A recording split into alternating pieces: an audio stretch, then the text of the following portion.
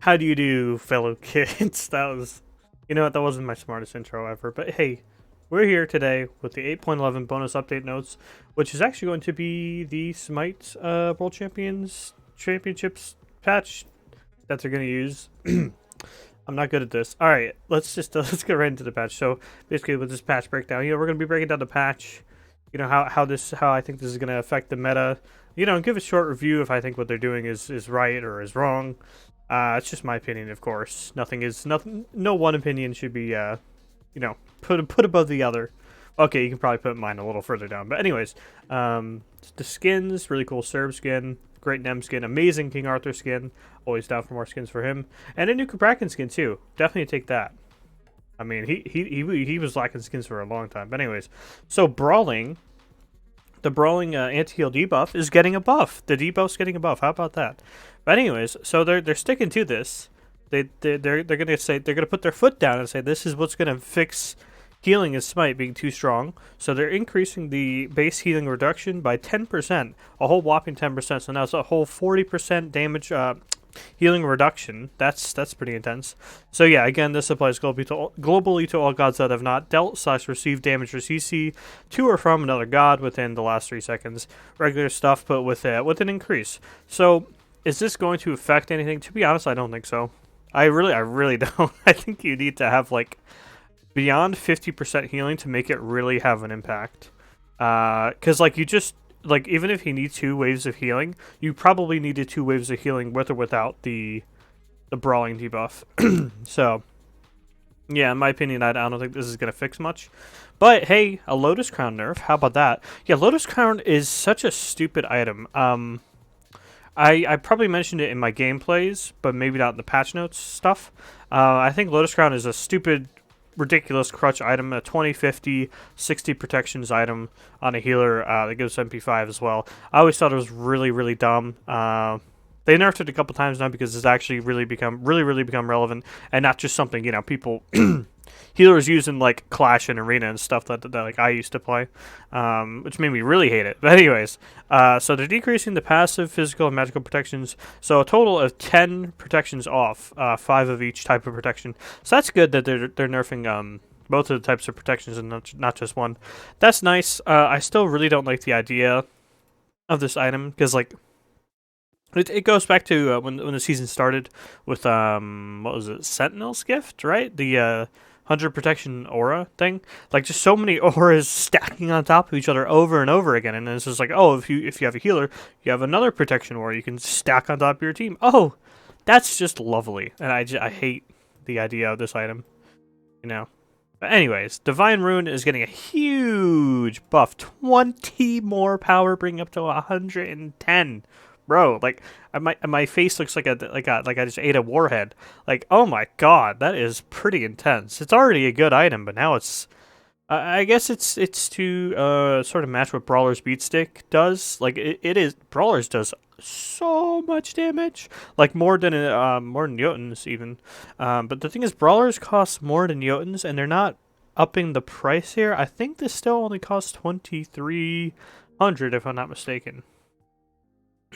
Yeah, still only 2,300, man.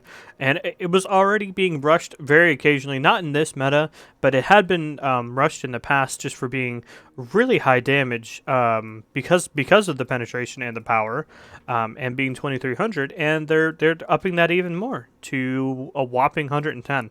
Not really sure about this one, guys, honestly. That feels a little overzealous. Oh my god, it's my favorite song. But okay, Warrior's Axe is getting another nerf. I scroll down because Sundering Axe is a part of it. I don't think this is going to do much, but let's read it. Decrease the passive HP steal from 35 to 25. I remember when they buffed this. That was really funny. Increases the HP steal from 1 per level to 1.5 per level. So less base, but it scales. So basically they just said like...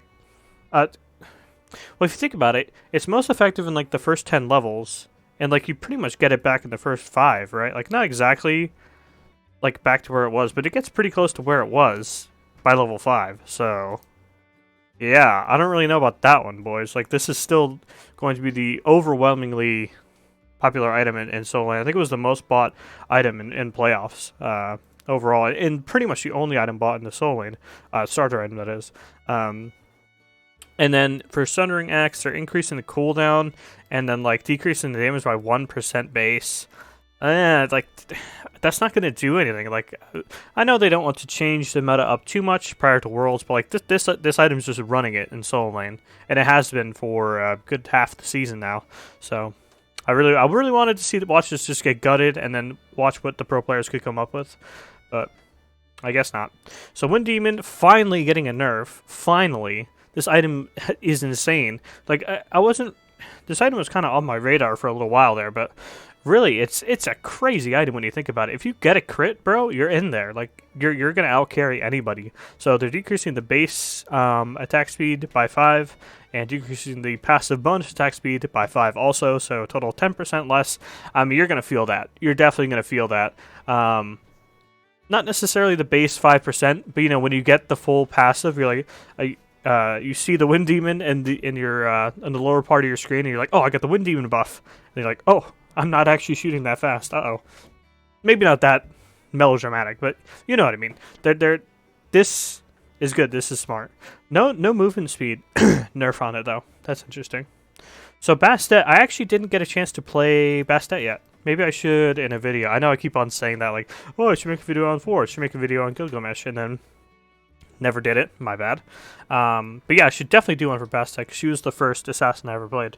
So apparently, her passive lifesteal was really, really strong, and I didn't even notice that her ultimate was 80 seconds. Yeah, that's definitely too short for a, you know, a fetch ability, you know, Scorpion Spear, get over here type of move. Yeah, I would say that's definitely too strong, and it did a lot of damage too, so they're nerfing that as well. I don't think trans is bought often, but even so, if you go like double or triple mace, yeah, the builds right now, they're swinging, so, you know, damage this high makes sense. Cleena getting another nerf, thank God. This guy has just been tearing it up, and the more I mean, I've only played against it a couple times. I play occasionally on a Smurf or something. Sorry, but yeah, played against it a couple times. They're really, like, when people say there's no counterplay, this is the god that should come up, like, in the dictionary or whatever. Like, there's such little counterplay to a lot of what Cleena does, especially when it comes to like late game. Like when she's in the walls with like 2 ults on you, yeah, it feels pretty unplayable at times. Pretty unfair damage wise. So they're taking it down a little bit, taking it down piece by piece, I guess. Taking off 10% scaling on her ultimate. Should be 0% scaling. That ult does way too much damage, and the fact that you can place it on the walls again, yeah, it's not exactly fair. Camazot's getting a nerf. I'm not a big fan of this, honestly. Like, Camazot is getting picked plenty, but he's really not winning that much. Like, he's a very effective character. I hit my arm on my desk. Ow. Very effective character, but I'm not sure about nerfing him. You know, I don't think he needs a nerf. He's definitely good, but, like, I feel like he only became good.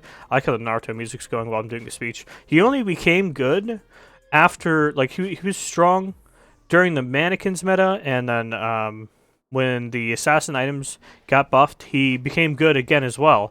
So I don't really think it's a character issue necessarily. It's just like once these items start getting nerfed, which eventually they have to, right? Once they start getting nerfed, I think he was going to fall out of favor anyways.